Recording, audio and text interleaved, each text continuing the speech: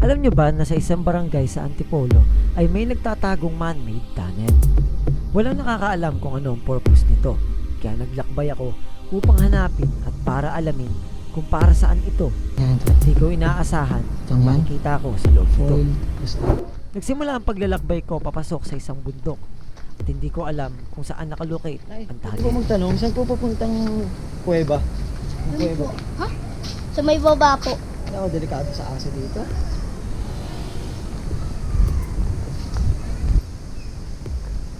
Ito lang yung nakikita kong daan. Basta yung safe na madadaanan natin is floors. Itong kuweba na to, sinasabi, nakita ko sa internet, na itong kuweba na to is dating minahan. So, minahan siya. Ating minahan daw. Yun yung lead na nakita ko. Ako na lang yung gagawa ng sarili kong daan para makita ko yung daan papunta sa kuweba na yun.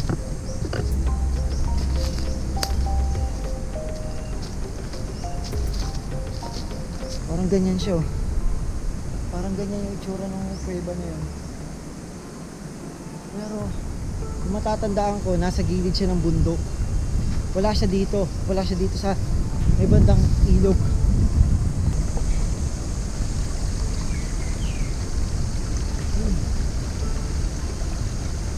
Ang doon. Natandaan ko dito siya sa side na to.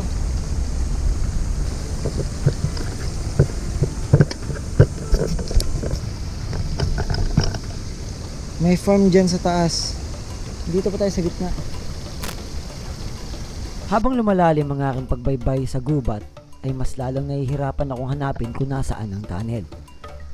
Sa bawat mga nakikita kong daan, ay dinadala lang ako palabas o sa mas malalim na parte pa ng gubat. Ngunit walang pinatutunguhan ang aking mga daan na pinipili. Ito may daan oh.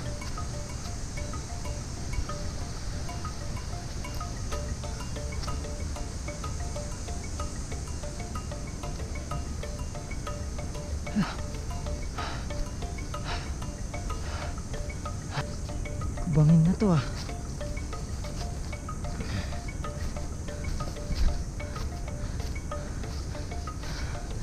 Tingin ko bangin na to ah. Tangin na bangin na nga. Balik tayo. Pa. Steep.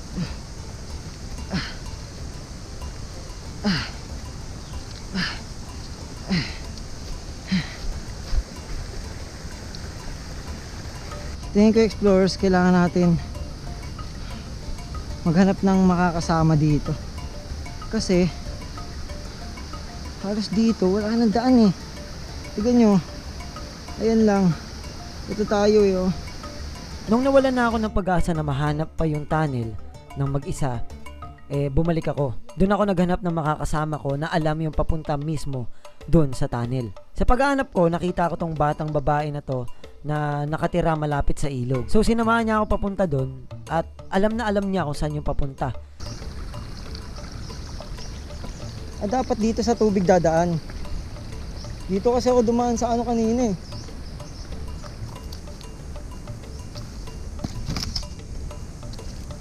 Dito ako dumaan kanina. Tapos umakyat ako dito, umakyat ako diyan dito.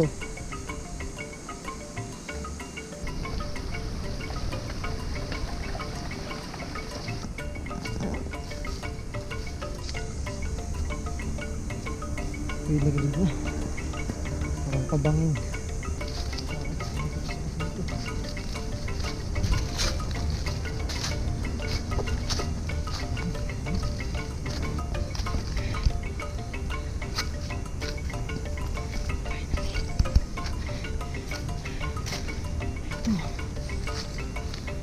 Man-made nga. Wait lang naman ako, titingnan ko lang. Ito siya explorers. Man-made siya. Ha? Man-made siya. Halatang ginawa lang siya. Sa mga tuko, oh. Kita niyo yan? May mga buhok dito. Lalim pa. May mga sign ng piko. Ito. Mga sign ng paghukay ito eh. Pinalo eh, oh. Ano meron dito? Ay no, parang may piko. Oh no, ano yan? Kita niyo ba yan? Ano ba yan? Ano ba tayo, explorers? Ah! Tangin ng lalim. Tapos may mga ano-ano pa. Ano to?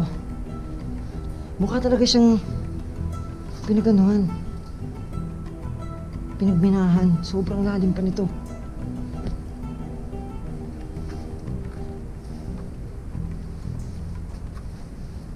Pababa pa to, explorers, oh.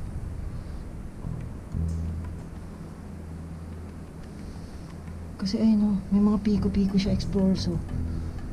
Pinalo siya ng piko. Nakikita niyo ba yung butas na yan? Yung mga butas na yan.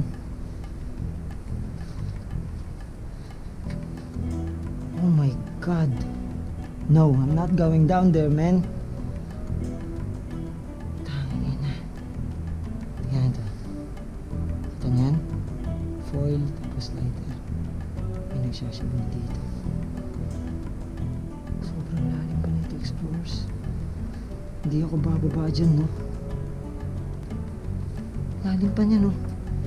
Hindi to natural cave. Ginawa to. Pinalalim pa. Sa tagal nito, syempre, may mga ganito na.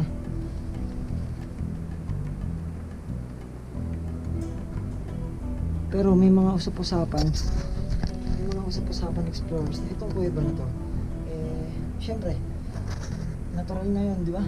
Parang natural na yun sa mga kuweba sa Pilipinas na pinagtataguan ng mga Hapon. Pero we don't know for sure kung ano talaga yung serve niya itong purpose. Pero dahil nga nakita natin yung kulong na parang ano to, mga piko to, mga piko siya. Ano siya ng piko. So may technically ginawa siya ng tao para paghinahan. Maraming pasalin-saling mga kwento sa kung ano ba ang dahilan bakit nandito ang man-made na tunnel na ito. Taguan ng Hapon, kayamanan, at sikretong lagusan papunta sa ibang parte pa ng lugar na ito. Pero hindi natin alam kung ano ba ang totoo. Kayo, ano sa tingin nyo? Ano ang kwento ng lugar na ito? Isa ba itong parte ng kasaysayan o isa lang simpleng daanan ng kung sino man ang gumawa nito?